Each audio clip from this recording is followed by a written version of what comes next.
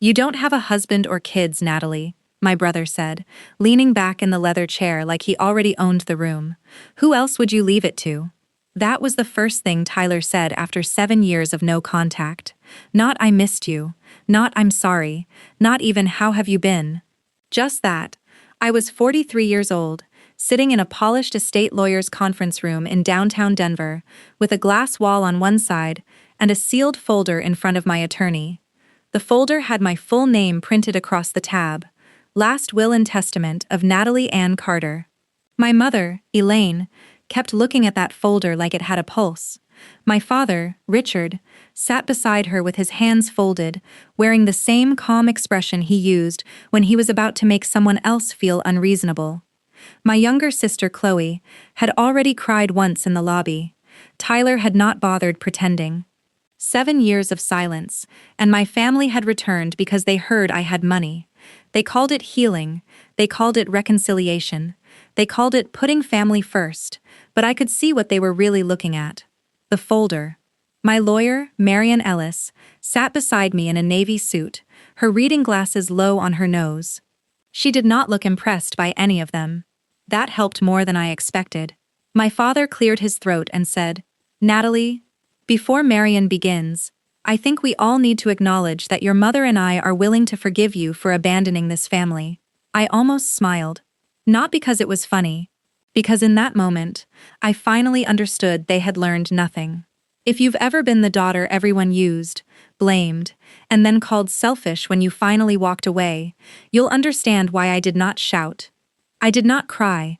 I just sat there and let them talk, because this time, I had something stronger than an argument. I had paperwork, and if this story sounds familiar, stay with me. Because sometimes the people who come back asking for forgiveness are really just checking what they can still inherit. Marian placed her hand on the sealed folder. "There is one clause," she said evenly, "that Ms. Carter specifically requested be read aloud first." My mother's face tightened. Tyler stopped smirking, and for the first time that morning, my father looked unsure.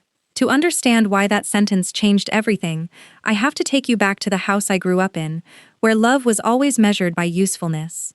I was born the middle child in a family that looked respectable from the outside. We lived in a neat 2-story home outside Boulder, Colorado. My father, Richard Carter, worked for years as an insurance executive before retiring early enough to call himself a consultant. He loved polished shoes, clean lawns, and conversations where he sounded like the smartest man at the table. My mother, Elaine, was the kind of woman people at church described as gracious. She remembered everyone's birthdays. She brought casseroles when neighbors were sick. She smiled with both hands wrapped around yours. At home, she could freeze a room without raising her voice. My older brother, Tyler, was the prince of the family. He was handsome, charming, and permanently going through something. When he failed a class, he was under pressure. When he lost a job, the company had not appreciated him. When he needed money, it was an investment in his future. My younger sister, Chloe, learned early how to survive. She laughed at Tyler's jokes, repeated my mother's opinions, and stepped aside whenever blame needed a place to land. Usually, that place was me. I was not called talented. I was not called special. I was called practical. "Natalie is our practical one," my mother would say, usually while handing me a grocery list, a stack of dishes, or a problem nobody else wanted to solve. For a long time, I thought it was praise. I was the daughter who remembered medication times, the sister who picked people up from airports, the one who stayed after Thanksgiving to wash pans while Tyler sat in the living room telling stories about business ideas he never finished. If my mother forgot an appointment, I should have reminded her. If Chloe was overwhelmed, I should help. If Tyler needed money, I should understand because family helped family. But when I needed anything, the room became very quiet. My father did not yell much. He did not have to. He used disappointment like a leash. "You're making this difficult, Natalie. Don't be dramatic. Your brother has real pressure on him." And my mother would look at me with those soft public eyes and say, "A good daughter doesn't keep score." So I stopped keeping score out loud, but inside I remembered. I remembered being 12 and clearing dishes during my own birthday party, because my mother said guests should not see a messy kitchen. I remembered being 16 and watching Tyler get a used car after wrecking my father's truck, while I was told I should be grateful for bus fare. I remembered graduating college with honors and hearing my father say, "Good. Now maybe you can help Chloe figure out her applications." Every family has roles. Mine was simple. Tyler was the future. Chloe was the baby. I was the help. And the hardest part was not that they mistreated me. It was that they trained me to believe being needed was the same as being loved. For years, I carried that belief like a duty, until one day, I realized my family did not miss me when I was gone. They missed what I did for them. And that was where the real pattern began. The pattern did not look cruel from the outside. That was the part that made it so hard to explain. No one shoved me out of the family in one dramatic moment. No one stood up at a dinner table and announced, "Natalie does not matter here." It was quieter than that. It was 1,000 small decisions, all pointing in the same direction. When Tyler's rent was overdue the first time, my mother called me at work. "He's embarrassed," she whispered, like embarrassment was an emergency. "Your father is furious, and I don't want this turning into another fight." "How much?" I asked. She paused just long enough to make it feel like I had offered. $1,100. I paid it from my savings. Tyler never thanked me. 2 months later, he posted a photo from a ski weekend in Aspen. When I brought it up, my father said, "Don't be petty. You helped your brother when he needed you." That should be enough. The second time Tyler needed rent, I said no. My mother did not speak to me for 9 days. Then Chloe called crying because her sitter canceled, and she had a baby shower to attend. I drove 40 minutes to her house and spent my Saturday with my niece and nephew. I loved those children. That was how Chloe kept me hooked. "You're just better at this stuff," she would say, handing me a diaper bag. "You don't have a full family schedule like I do." I did not have a husband then. I did not have children. To them, that meant my time belonged to everyone. At Thanksgiving, my place card was always nearest the kitchen. At Christmas, while Tyler opened a leather briefcase from my parents and Chloe received pearl earrings, I got a vacuum one year and a meal planning notebook the next. My mother smiled as I unwrapped it. "You're so organized, honey. I thought you'd appreciate something useful." Useful. That word followed me around like a chain. When my mother had knee surgery, I used 5 days of unpaid leave to take care of her. I changed bandages, cooked soup, scheduled physical therapy, and slept on the old couch in the den so I could hear her if she called at night. Tyler sent flowers. My father stood in the kitchen, looking at the vase, and said, "That was thoughtful of him."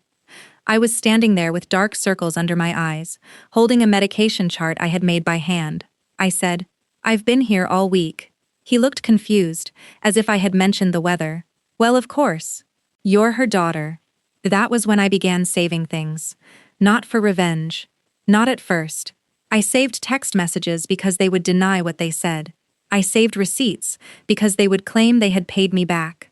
I saved emails because sometimes, after talking to them, I felt like I was losing my mind. The worst part was the way they used the word family. Family meant I should give money. Family meant I should babysit. Family meant I should forgive Tyler. Family meant I should not embarrass my parents by saying no in front of other people. But when I needed rest, family became a lecture about independence. At one Sunday dinner, my father started talking about wills.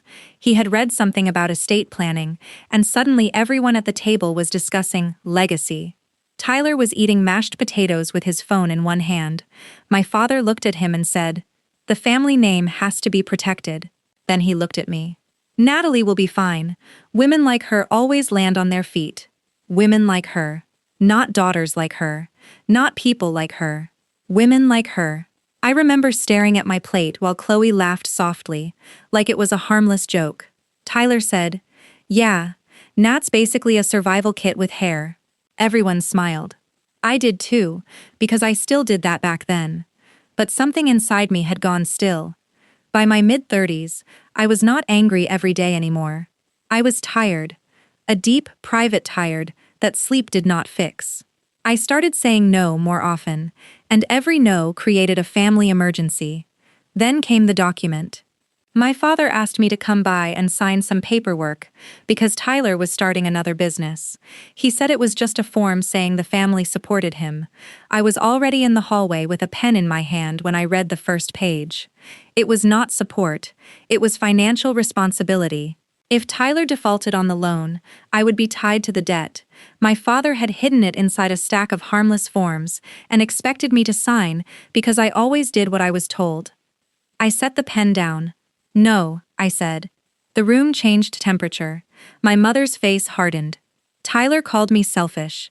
Chloe said I was making Dad look bad. My father stared at me for a long time. You have no idea what loyalty means. Maybe he was right, because that day, I finally stopped being loyal to my own destruction. What they did not know was that while they were treating me like a tired, unmarried errand girl, I had been building a life they never bothered to ask about. It started quietly. After years of managing appointments, insurance forms, rehab schedules, medication lists, and family emergencies, I realized I knew more about elder care coordination than most people around me. Not because my family valued it, but because they had dumped all of it on me. So I took classes at night. I earned certifications. I volunteered with caregiver support groups. I learned how hospitals discharged patients, how families got lost in paperwork, how adult children, usually daughters, were expected to become nurses, drivers, secretaries, and financial planners overnight. Then I started a small company, Carter Pathways. At first, it was just me at my kitchen table, with an old laptop, a borrowed printer, and coffee that always went cold before I finished it. I helped families organize care plans, find home health support, understand powers of attorney, prepare questions for doctors, and talk to attorneys before a crisis became a disaster. My family thought I was doing paperwork for old people. That was Tyler's phrase. "Sounds depressing," he said once, barely looking up from his phone. My mother asked if it was real work. My father told me not to get too attached because small businesses usually failed. So I stopped explaining.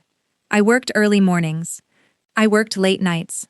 I built relationships with social workers, estate attorneys, discharge planners, and small medical practices. I learned the language of legal documents because I had seen what happened when families waited too long. Wills, trusts, beneficiary forms, medical directives, executor authority. The very things my family thought they could use to control me became the things I learned to understand. Slowly, Carter Pathways grew. Not overnight, not in some shiny dramatic way. Just one client, then 3, then 20. A hospital social worker referred me to a family. An attorney referred me to another. A caregiver cried in my office because I was the first person who told her she was allowed to rest. That became my purpose. I bought a small house by myself. I opened a business account. I paid off debt. I kept clean records. I stopped asking my family to notice me. Success did not make me loud. It made me careful. And because of the work I did, I knew something many people learn too late. If you do not write down who you trust, the wrong people may show up claiming the right. So I made my own estate plan. Not because I was old, not because I was sick, but because I knew exactly what greedy families did when a woman left paperwork unfinished. And the first person who helped me put that boundary into legal words was not related to me at all. Her name was Marian Ellis, and the first time I met her, she did not try to make my family sound better than they were. That mattered. I had been referred to her by a hospital social worker who knew my company. Marian's office was on the 8th floor of a gray stone building in Denver, the kind with quiet elevators and framed certificates lining the hallway. I remember sitting across from her with a folder full of notes, trying to explain my family without sounding bitter. I said, "They're not monsters." Marian looked at me over her glasses and said, "Most people who pressure relatives over money aren't monsters. That doesn't make them safe." I did not know what to say to that. For years, I had been waiting for someone to tell me I was overreacting. Marian did the opposite. She asked clear questions. Who would make medical decisions if I could not? Who had keys to my house? Who knew where my business accounts were? Who would show up if something happened to me and claim authority because they shared my last name? By the end of that meeting, I felt exposed, but not ashamed. Marian helped me build more than a will. She helped me build a fence around my life. Then there was Grace Moreno. Grace lived 2 houses down from me, in a pale yellow bungalow with wind chimes on the porch and tomato plants by the steps. She was a retired school counselor, widowed, gentle in a way that never felt weak. I met her when I helped coordinate care for her husband during his final months. After he passed, she brought me banana bread wrapped in foil and said, "People who hold everyone else together need feeding too." I laughed when she said it, then cried as soon as she left. Grace became the closest thing I had to family. She did not demand my time. She did not make love feel like debt. Some evenings, we sat on her porch with tea between us, saying very little. One night, after a call from my mother that left me shaking, Grace reached over and touched my wrist. "Natalie," she said softly, "blood explains where you came from. It does not decide where you have to stay." That sentence stayed with me. When I signed my estate documents, Grace was part of them. Marian was too, professionally. My will left personal gifts to Grace, a college fund for Grace's granddaughter, and the majority of my estate to a caregiver trust connected to Carter Pathways.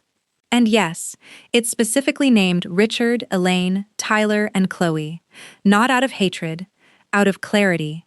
Marian explained that naming them made my intention impossible to twist later. I remember holding the pen and feeling a wave of guilt so strong I almost put it down. Marian noticed. "Guilt is not proof you're doing something wrong," she said. "Sometimes it's just the sound of old training." So I signed. After that, my life became quieter. Carter Pathways grew. My house felt peaceful. Holidays still hurt, but they no longer controlled me. Then, one Tuesday morning, everything shifted. An email appeared from Chloe. Subject line, "It's time we all act like a family again." I stared at it for almost a full minute before opening it. The timing was not random. 2 days earlier, a regional business magazine had published a profile about Carter Pathways. It was supposed to be a small article about caregiver burnout and the new contract we had signed with a hospital network. But the writer mentioned my ownership stake, the caregiver foundation I was launching, and the historic home I had renovated into office space. For the first time, my family could see my life in numbers. And suddenly, they missed me. Chloe wrote that Mom had been crying lately. Tyler texted 15 minutes later, "Hey Nat, been too long. We should talk like adults." Then my mother left a voicemail in that soft, wounded voice she used when she wanted to sound fragile. "Natalie, honey, your father and I are getting older. Whatever happened before, surely we can all move forward." Whatever happened before. That was how my family buried things. Not with apologies. With fog. I showed the messages to Marian. She told me to keep everything in writing if possible. Grace, kinder than both of us, said, "Maybe meet them once. Not because they deserve it, because maybe you deserve to know." So I agreed to dinner at a public restaurant downtown. I chose the place. I drove myself. I told Marian where I would be. My family arrived like a performance. My mother hugged me too long. My father looked around as if checking who might recognize him. Chloe cried before appetizers. Tyler ordered an expensive steak and called me Natty, a nickname he had not used since he needed rides in high school. At first, they talked about healing. Then Tyler mentioned legacy. Chloe said, "I mean, since you don't have kids, I guess your work is kind of your family." My mother looked at my hand, bare of a wedding ring, then quickly looked away. My father leaned back and said, "Estate matters can get messy when outsiders start influencing people. A family should be aligned before it's too late." There it was, not love, positioning. I took a sip of water and said nothing. Before the check came, my mother asked if they could attend my foundation launch dinner. "To show everyone we're united again," she said. I knew it was a bad idea. I also knew the room would be full of witnesses, so I smiled politely and said, "If you come, please remember it's a professional event." Tyler's eyes flicked toward me. "Will your lawyer be there too?" The foundation launch dinner was held on a Thursday evening in the old brick house I had spent 3 years restoring. It used to be a neglected property with peeling paint, cracked steps, and weeds growing through the walkway. I had bought it when almost everyone told me it was too much work. Now it had warm lights in the windows, polished wood floors, framed caregiver stories on the walls, and a brass sign by the front door that read, "Carter Pathways." That night it looked beautiful. For a few minutes I let myself feel proud. There were hospital partners in navy suits, social workers in comfortable shoes, attorneys I had worked with, caregivers who had become clients, and a few donors holding glasses of sparkling water near the fireplace. Grace stood by the refreshment table in a deep green dress, smiling like she had watched one of her own students graduate. Marian arrived quietly, as always, with a small black handbag and sharp eyes that missed nothing. Then my family walked in. My mother wore pearls and a cream coat, dressed like she was attending a charity gala she had organized herself. My father shook hands with people before I could introduce him. Chloe hugged me in front of two donors and whispered, "You look nervous," even though I had not been nervous until she said it. Tyler came last. He looked around the room, took in the catered trays, the donor cards, the framed magazine article near the entrance, and then smiled like he had found proof of something. "Well," he said, low enough that only I could hear. "You've been busy." Not proud, not impressed, just calculating. At first they behaved, or close enough. My mother told one of the hospital administrators, Natalie always needed something to pour herself into. She struggled socially as a girl, but look at her now. The administrator's smile stiffened. My father introduced himself as Natalie's father, Richard Carter, with his hand resting on my shoulder in a way that looked loving to strangers and possessive to me. Tyler laughed with a donor near the hallway and said, "Honestly, she was always the family secretary. Guess she turned it into a business." Chloe found Grace and said, "It's nice Natalie has people around her, since she never really had a family of her own." Grace's face changed. Not much. Just enough.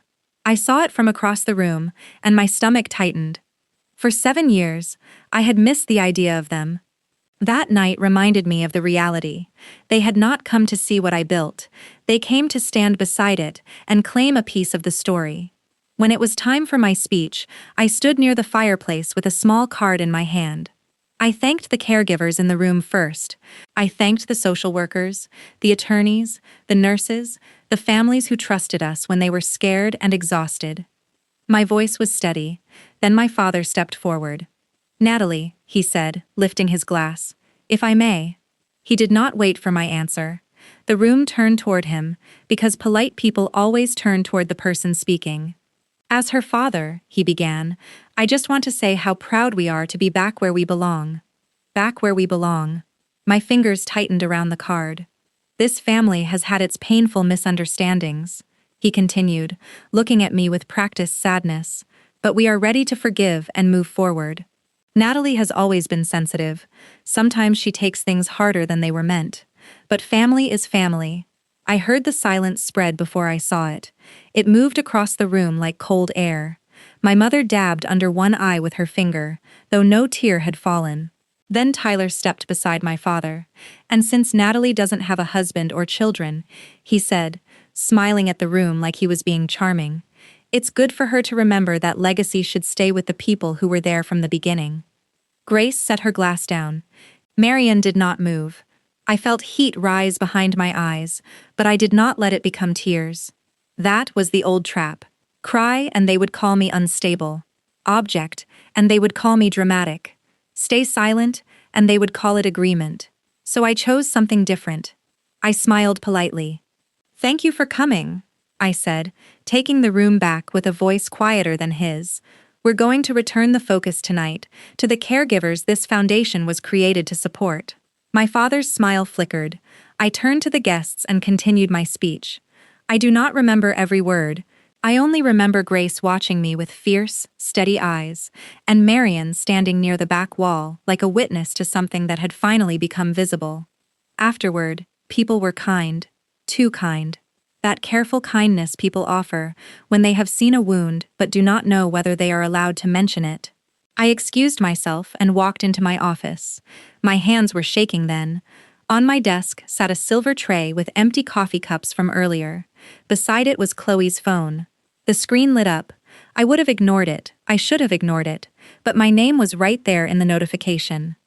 "We'll plan that," was the name of the group chat. Under it, a message from Tyler previewed on the screen. "Pressure her tonight. She gets soft when she's embarrassed." For a few seconds, I just stared. The room became very quiet around me. Then another message appeared. "Chloe, push the no kids thing. That always gets to her." My chest hurt, but not in the way heartbreak usually hurt. This was cleaner, sharper. I picked up the phone, took one screenshot with my own phone, locked Chloe's screen, and placed it exactly where it had been. I did not dig. I did not scroll through her life. I took only what had appeared in front of me, because that was enough. Later, after the guests had gone and the caterers were folding white tablecloths in the kitchen, Marian sat across from me in my office. Grace sat beside me, her purse still in her lap. I showed Marian the screenshot. She read it once, then again. Her mouth tightened. "They came with a plan," Grace said softly. I nodded. Some part of me had known, another part of me had still hoped I was wrong. Marian asked, "Do you still have the old emails from the loan document?" I opened my laptop. 7 years earlier, my father had tried to bury a financial responsibility agreement inside paperwork for Tyler's failed business loan. I had kept the scan. I had kept the email where he called it a simple family support form. I had kept Tyler's message after I refused. "You always ruin everything when it's not about you." Marian reviewed the files in silence. "You do not need proof to leave them out of your will," she said. "But this shows a pattern of pressure. It also tells me they may keep escalating." I looked out through the office window at the dark front lawn, the sign by the walkway, the house I had built into something useful. For most of my life, I had waited for my family to understand me. Now I understood them. That was enough. "They asked for a meeting at your office," I said. Marian nodded. "We can cancel it." "No," I said, surprising myself with how calm I sounded. "Let them come." Grace turned toward me. I looked at Marian. "When they do," I said, "I want you to read the exclusion clause out loud, exactly as written." Marian's conference room was colder than I remembered. Maybe it was the glass wall overlooking downtown Denver. Maybe it was the long walnut table polished so clean that every folder, coffee cup, and nervous hand looked sharper than it should have. Or maybe it was simply the fact that my family was sitting across from me after 7 years, pretending this meeting was about love. My father sat at the center, of course. Richard Carter always chose the center chair. My mother sat to his right, wearing a soft blue sweater and the expression she used when she wanted people to remember she was a mother before they remembered what she had done. Tyler sat on the other side, scrolling through his phone like he was bored by a meeting he had demanded. Chloe sat nearest the door, her purse clutched in her lap. Grace sat beside me. She did not speak. She did not need to. Marian placed the sealed folder on the table. My mother's eyes followed it. My father cleared his throat. "Before we get into legal language, I think we should speak as a family." Marian looked at him. "This is a legal meeting, Mr. Carter." His mouth tightened, but he gave a small laugh. "Of course, but Natalie is still our daughter." Still. That word landed strangely. They had not called me daughter when I was useful. They had called me selfish, dramatic, unstable, difficult, but now, with my will in a folder between us, I was suddenly their daughter again. My mother leaned forward. "Natalie, no mother should have to sit in a lawyer's office, and here she has been cut out of her child's life." I looked at her hands. Perfect nails. A thin gold bracelet. The same hands that had passed me dirty dishes at my own birthday party. "You came here to talk about my estate," I said. Her eyes filled instantly. "We came because we love you." Tyler snorted under his breath. Marian opened the folder. My father raised a hand. "Now wait. We are not trying to control anything.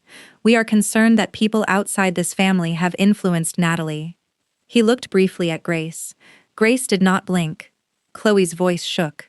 That screenshot was taken out of context. No one had mentioned the screenshot. The room went still. Tyler shot her a look. Marian removed a document from the folder and laid it flat on the table. "For clarity, this meeting is not a negotiation. Ms. Carter's estate plan is valid, current, and properly executed. She has asked me to read one clause aloud." My father's face hardened. "This is unnecessary." No, I said quietly. It's necessary. Marian began reading. I, Natalie Ann Carter, intentionally make no gift, distribution, appointment, authority, personal property transfer, business interest, insurance benefit, trust benefit, executor role, medical decision-making power, or inheritance of any kind to Richard Carter, Elaine Carter, Tyler Carter, or Chloe Carter. My mother stopped crying, Marian continued. The omission of these individuals is intentional, informed, and not the result of accident, oversight, incapacity, or outside influence. Tyler sat up. What does that mean? He said. It means exactly what it says, Marian replied. His face changed first, not into sadness, into calculation. So who gets it? He asked. There it was. Not, why would you do this? Not, how did we hurt you this badly? Who gets it? Marian turned one page. The majority of Miss Carter's estate is directed to the Carter Pathways Caregiver Trust, with selected personal gifts and professional succession instructions named separately. My father stared at me as if I had embarrassed him in public. You would leave your money to strangers? They're not strangers, I said. They're not blood. No, I said. They showed up without needing to be. My mother whispered, Natalie, how can you be this cruel? That word almost reached the old part of me. The daughter who would panic if her mother sounded wounded, the woman who would rush to explain, soften, apologize, make herself smaller so everyone else could stay comfortable. But that woman was tired, and I was done asking my family to understand pain they had helped create. Marian slid another packet across the table, printed screenshots, the family group chat, will plan, Tyler's message, pressure her tonight. She gets soft when she's embarrassed. Chloe's message, push the no kids thing. My mother's message, she owes us after making us look abandoned. My father's message, she needs to revise it before outsiders get their claws into her. Chloe stared at the papers like they had burned her. Tyler's jaw flexed. You had no right to take that. You left it open on my desk during my event, I said, with my name on the screen. My father picked up the pages, then dropped them like they were beneath him. Families say things in frustration. Marian placed one more document on the table, the old loan agreement, the one my father had tried to hide in a stack of papers 7 years earlier. That, Marian said, is the financial responsibility agreement Mr. Carter asked Natalie to sign for Tyler's business debt. My father's face went pale in a way I had never seen before. Tyler looked at him. Dad? I almost laughed at that. Tyler had not even known the whole truth. He had just benefited from it. My father said, That was years ago. Yes, I said. It was. And when I refused to sign it, you all cut me off. 7 years later, you came back after a magazine article made my life look valuable to you. No, my mother said, but her voice had lost strength. I looked at each of them. My father, who thought control was love, my mother, who turned guilt into a weapon, Tyler, who had mistaken rescue for birthright, Chloe, who had learned to survive by handing me the blame. Then I said the sentence I had written in my head for years. You are not being punished for being my family. You are being removed because you stopped acting like one. No one spoke. Grace reached under the table and squeezed my hand once.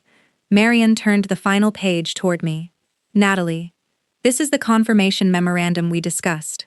I signed my name slowly. Natalie Ann Carter. The pen did not shake. When the meeting ended, my family left without hugging me. My father walked out first, stiff-backed and silent.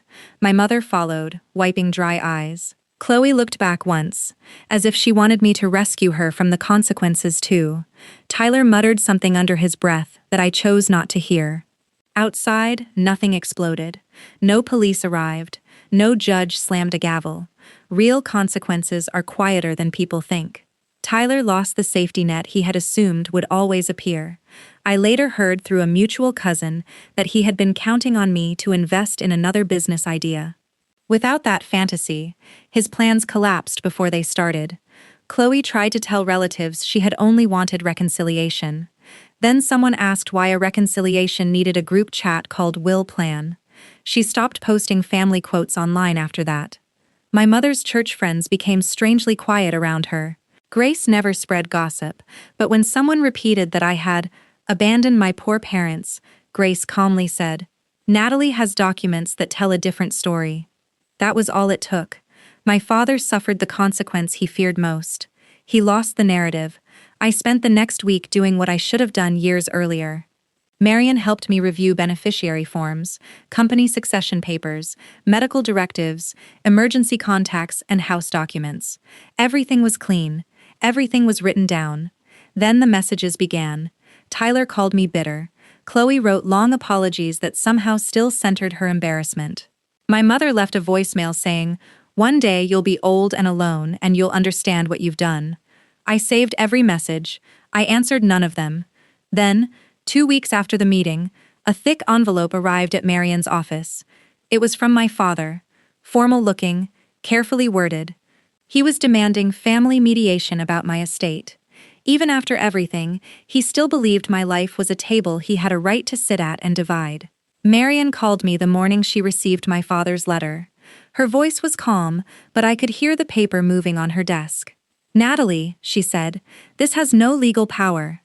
I stood in my kitchen with one hand around a mug of coffee I had not touched. The envelope sat open on my counter. Even from a distance, it looked like my father. Thick paper, formal language, confidence pressed into every line. Family mediation regarding estate expectations. That phrase stayed with me. Estate expectations. Not relationship repair. Not apology. Expectations. "What do?" I asked. "You do not meet with them," Marion said. "You do not explain again. We respond once, in writing, through my office." So that was what we did. The letter was short. My estate plan was private, valid, final, and not open for discussion. Any further pressure about my finances, business interests, medical authority, or inheritance decisions would be treated as harassment. I read it 3 times before Marion sent it. Then I cried. Not because I regretted it, because even when you make the right decision, you can still grieve the family you wish you had. A week later, my mother mailed me a padded envelope. Inside were old childhood photos. Me at 6, missing 2 front teeth. Me in a yellow dress beside Chloe's stroller. Me standing behind Tyler at a school awards ceremony, half cut out of the frame. There was a note in my mother's handwriting. "We were happy once." I sat on the floor for a long time with those pictures spread around me. Some moments had been real. That was the painful part. My mother had braided my hair before school. My father had taught me how to check tire pressure. Tyler had once carried me inside when I fell asleep in the car. Chloe had held my hand during thunderstorms, but scattered kindness does not erase years of being used. Memories are not contracts.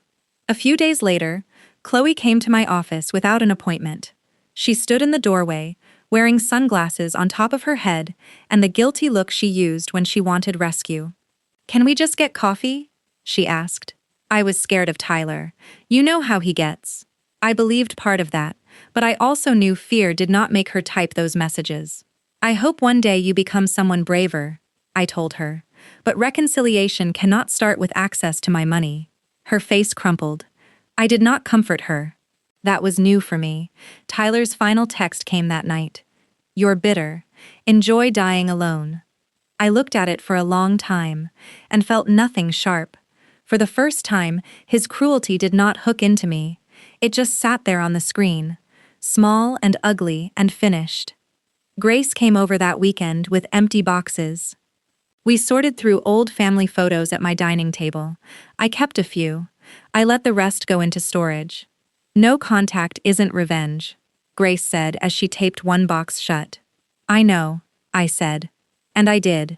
No contact was protection. Months passed. Carter Pathways kept growing. Not loudly, not dramatically, but steadily.